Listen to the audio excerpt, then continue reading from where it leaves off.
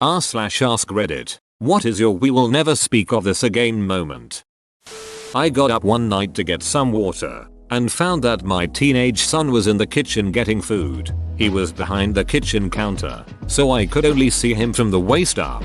When he came around the counter into the hall, two things happened simultaneously. He noticed me, and his eyes grew wide in horror, and I saw that he was butt naked except for a pair of socks. He starts trying to panic run backwards on the tile floor. Imagine Scooby-Doo trying to run but getting stuck in place in a flurry of limbs, but ended up slipping and taking a hard seat on the tile. Worst of all, he dropped his hot pocket. I made sure he was okay, then went back to bed and laughed my ass off. Years later, we were driving and reminiscing about funny memories. I said, "Do you remember that night?" And he cut me off with, "Yes." I didn't even have to specify which night. We knew, and we were silent. In my early teens I used to jerk it on the bed all the time. My bed had a loose board on the headboard that would kind of make this clacking sound to my stroking. As a naive child, I assumed nobody could hear it. Turns out everybody. My older sisters, my mom, dad, and even my aunt, who stayed with us a lot, heard me jerking off all the time and knew exactly what was going on. I learned this about 4 years after moving out, when we all got together and got drunk one night. And on my way up to the bedroom, my drunk ass mom goes, "We don't want to hear that headboard clanking tonight or you're going to be washing those sheets." Everyone laughed. I was like, what? And then thought about it all night. Nobody acknowledged it at breakfast. Good God, that was awful. Damn, that sucks. You were totally gonna jerk it before they said that too, right? One time I was taking a poop and feeling very faint. I started getting cold sweats, feeling dizzy and lightheaded. In a panic I shouted for my wife to come help me. As she entered the room I proceeded to faint, fall off the toilet and roll my body to side to prevent injury. Mid-fall a solid turd torpedoed out of my butt across the floor, leaving a trail of poop smear. When I came to, my wife was standing there in shock. I got up, grabbed some toilet paper and picked up my shame, and we never spoke of it again. Whoa. Must have been a solid log to make you pass out. You ever had a shit that's so good you faint? When I was 17 a huge photo radar ticket came in for my truck. Something like 40 kilometers over the speed limit. My mom was furious at me. "How dare you drive like a maniac, I raised you better," and all that. But it turns out I wasn't the driver that day. Dad had borrowed it to pick something up. I asked him how much it was worth to him for me to take the fall, knowing she'd turn on him with the fury of an angry mama bear. And that's I got myself a new HD TV that year. I have a really similar story to this. Haha. My dad took my car to work one day because his car was in the shop getting fixed. About a month later a red light camera ticket comes in the mail and my dad opens it and sees it's my car and starts blaming me for it. I look at the picture on the ticket and realize it was on a road near where my dad works, so I'm like, this isn't even me driving, that's you going to work. And my dad was just like, oh, well shit. My husband and I work at the same small office. We were the first ones in that morning and other employees usually don't show up for another hour or so. There's only one bathroom on our floor as it's a small business. Anyway, I had just had some habanero spicy thing the day before and I was in for some punishment on this particular morning. I'm talking doubled over, clutching your stomach. Your farts are fire punishment. I hear a knock on the bathroom door and I assume it's my husband. Hang on, I'm having the habanero squirts. I'll be out as soon as I can. I groan out between awful spurting sounds. I hear a female voice awkwardly reply, "Oh, okay. Sorry Stacy for pulling you into my terrible morning." My husband and I work at the same small office. We were the first ones in that morning and other employees usually don't show up for another hour or so. There's only one bathroom on our floor as it's a small business. Totally thought this was gonna be a sex story. Nope. See, you didn't pay attention to context. They're married, not dating. My brother had an imaginary girlfriend with an imaginary Facebook profile. She would post loving, imaginary messages on his wall. I asked about her a few times, then got a little more persistent. After a while, I got suspicious and did an image search for her photos. They were for another person in another country. Also, no one ever saw the imaginary girlfriend. If someone asked me about her after seeing their loving Facebook exchanges, I would kind of imply that we'd met to spare my brother and myself. Embarrassment. Eventually, he stopped talking about the imaginary girlfriend and she stopped posting imaginary things. I will never ask what happened to her. I'm pretty sure he will never mention her again. She's still on Facebook. So what you're saying is the imaginary GF is single now. Did your brother play linebacker for Notre Dame and then the Chargers? When my best friend died, we figured he would have liked a sky burial kind of, so at the height of the funeral party we released his ashes into heavens with a giant balloon. After a few meters of flight the string has snapped, and his remains covered the mourning crowd. Everyone made their best efforts to get very drunk as soon as possible. We will never speak of this ever. I mean, somebody should, in therapy, maybe?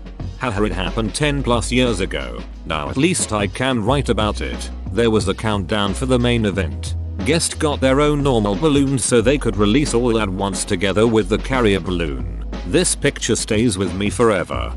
Bright sunny day. Shitload of colorful balloons flying with a big one. Snap. The only sound is his 5-year-old kid crying heavily while looking up the sky covered in the father's ashes. Later it turned out the kid didn't understand, but only was sad because all the balloons got away. But still, bloody hell. My father and I had a porn Cold War. There has been a tacit agreement never to speak of it, and we haven't. When I was a teenager, my mother found my hetero porn stash. Both parents confronted me with it when I got home from school, and of course confiscated it, and of course threw it in the bin. Or so I thought. Months later, I happened upon my collection, hidden at the bottom of my dad's wardrobe. Hidden from my mother, clearly. So I took it back and hid it in my bedroom. What's he going to do? Tell my mother I'd taken the porn he'd hidden from her that he was supposed to have thrown out, and he found it again, and took it back, and hid it, and I found it again, and took it back, and hid it. This went on for years, and it's never been mentioned, and it never will be. Hold up, hetero porn stash. So, you're one of the sources of the ubiquitous forest porn? It's like the pre-internet version of being a seeder instead of just a downloader. There was a common porn and tobacco stash in a cemetery near my childhood house. Most of it was stolen from the neighborhood convenience store or kids' parents. Contents always changed. Sometimes folks would dump a whole fresh stash. Other times it'd get raided clean and we'd have to restock. Wonder if it's still there. I had internal bleeding and really low blood pressure. I was in the hospital and instructed to not try to stand or walk since I'd faint. I didn't obey that. I went to take a piss and my girlfriend saw and chased after me. She caught up just in time to throw herself between me and the floor to prevent me from cracking my head open as I fell back unconscious. Dong out. Peeing all over everything on the way down. I awoke with her sandwiched between me and the tile floors, lying in a pool of my piss. And that's actually the moment I realized I should marry that girl. I did. But that's not the story I tell when someone asked, when did you know she was the one? Not gonna lie, that's the perfect story for I knew she was the one. Yeah, that's a story for the wedding if ever I've heard one. My mom told me her Hitachi wand was a back massager. It disappeared when she found out I used it as one edit. I used it as a back messenger. It didn't work very well as one. Dear Jesus. This makes me think back to the time I found a double-sided vibrating thing and my parents told me it was a massager. Your post made me realize. I ducking hate to edit in response to edit. I used it to massage my face. Your edit made me remember that. Please. Stop. My brother and I used to go into my mom's room and grab it out of the sock drawer. It had like a suction cup type thing on it and we used to pit it on our mouths. My mom would get so mad and not let us play with it. Years later we were watching some HBO show and they were showing early sex toys. This particular one was super popular in the 70s and was the first to do a certain thing. Not sure what that was because we had stopped paying attention and were trying to bleach our brains. My mom walked in on me getting a blowjob in high school. She immediately did a beeline in the opposite direction and said I didn't see anything. Then the girl and I went and ate dinner with them at our dinner table and we never spoke of it again. That was the day your mom stopped seeing you as a little boy. Edit. Thanks for all the love. I have a few high rated comments even though this account is newish, and was shocked to find this surpassed them. And the day I realized that I needed a better lock on my bedroom. Similar to the porn story that's already been posted, my dad and I have been in a bong stealing war for several years. I guess it's over now that I moved out though. When I was 16 they found my bong and confiscated it. Told me they were going to break it and toss it. A few months later, I found it in my dad's shed. Clearly it had been used since I last saw it. It was dirtier, and also it was stored next to some very shitty weed. Open bracket. Come on, dad. So I took the bong back. And of course he couldn't say anything because he was supposed to have broken it. But he found it in my car several weeks later and took it again. Then I took it back from a different hiding spot in the shed. We've never mentioned it, and never will. Edit. My highest rated comment now is about stealing drug paraphernalia with my dad. I think I've peaked. I can die happy. Well, you could just get high together sometime. Seriously, this is a prime opportunity to extend an olive branch. Poor man can't find anything better than ditch weed. Seems like an easy way into an alliance to me. The time I showed my dong to my father because I thought it was shrinking. I was 17. At school I ate something for lunch that didn't sit well with my stomach. Next thing I know I'm in my classroom hunched over feeling like my stomach is combusting. I go into the bathroom to find that my penis has become short and black, with the skin crusty and dry. It felt like it would rip off if you tugged on it a little. When I got home I was hysterical because I thought I would lose my penis, or that this was permanent. I decided to swallow my embarrassment and show my dad. We did nothing about it and eventually the skin went back to normal and my penis grew back to an almost normal size. However, my penis is not as long as it used to be, both erect and flaccid. Still to this day I don't know if the food I ate was the cause of it. It was just a slice of pizza. My dad and I have never spoken of that day. Update. I think it's important to note that I'm black and I have light brown skin, so it's possible that my penis wasn't actually black but the contracted skin made it look darker in color and I confused it for turning black. Also, when I showed my dad my penis looked almost normal. The skin wasn't as contracted and wasn't nearly as dry as it was when I looked in my school bathroom. That's why he decided not to take me to the hospital. That was a true father-son bonding moment. My dad was diagnosed a few years ago with lymphoma. He's in remission now, near the height of his treatment. I went to his house for a visit. He called me into the bathroom and said he needed a hand with something. I obliged, and when I got to the bathroom, he handed me a small box. Reading the packaging, I discovered I was holding a home enema kit. I looked at him. I looked at the box. Then I had a mental image of his anus. Then I looked back at him. Then back at the box. I said, "Oh geez, alright then." He started laughing and said he was joking. Apparently he did the same thing to all of my siblings as well. We all reluctantly agreed to give our father an enema. That's love, folks. The smoking hot guy I met the prior weekend asked me out and, naturally, I said yes, because I'd just met him. I asked if I could drive, and he said no problem. On the way to get some grub, we're cruising along with the perfect tunes playing in the car, windows down, on an absolutely beautiful night. He looks over, I look over, we're both just sparkling. You know, it was one of those moments where you want to take a mental snapshot. And then, I guess we must have driven through an area of something he was allergic to, because he sneezed a couple small ones. Then with one massive blow, honked a wad of snot oil over my windshield and dashboard. But, unbelievably, that's not the worst part. No, he pretended like it didn't happen, and went about talking, and scooping it up with his hands and smearing it onto his pants. I was beyond mortified. I was throwing up in my mouth. My eyes were watering, and he didn't want me to pull over to get it cleaned up. We had to go to dinner like that, with snotty pants. Sigh. I ended up marrying him. We have never, ever spoken of it again. Not even 40 years later. Edit. Holy snot balls, Batman. This has blown up. Thanks for all the excellent karma. Wish I could show the hubs to the post, but, you know, IT's in the vault. The last sentence is great. Ye didn't see that coming. Haha. I had surgery over the weekend and have been extremely constipated. Yesterday I was squatting over a toilet, crying with a jar of Vaseline sitting next to me. My friend, who had come to visit, opened the bathroom door and made eye contact with me as I was attempting to birth 5 days of fecal matter. She then slowly backed out and shut the door. Everyone's suggesting laxatives and stuff, but I think you should just try locking the bathroom door. How is locking the bathroom door not common? This is beyond weird to me.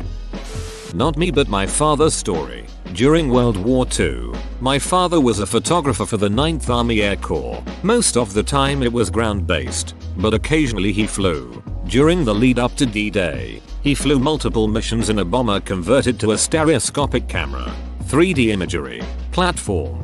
The bomb bay had been gutted and the camera installed there. They would overfly France and take pictures until they either ran out of film or the Luftwaffe showed up. To minimize detection, they flew alone with the escort fighters circling out over the channel. In event of an attack, they'd drop until they were skimming the waves and run for England, passing under the fighters who'd engage the Germans while they fled. This, of course, didn't have its risks, and on more than one occasion they'd be caught too deep into France or the German fighters would get the drop on them and they'd have to man the guns. Crew size meant even the photographers had to man a gun. So with all that, here's a let's never speak of this again moment. They were still at a high altitude. One of the guns jammed and the gunner took off his glove and ended up freezing his hand to the metal of the gun. He's yelling for help and my dad goes over and says, "There's 2 ways to get your hand off. Either we yank it off and take the skin off your palm, or we use warm liquid." I know of only one source of that. "Never tell anybody about this," was said. Dad didn't keep his word, and thus was born the often told story of how my father pissed on a crewmate's hand and the guy thanked him for it. Edit. Thanks for the silver. Edit 2. It was urine. Some of you yaddle mother duckers need Jesus.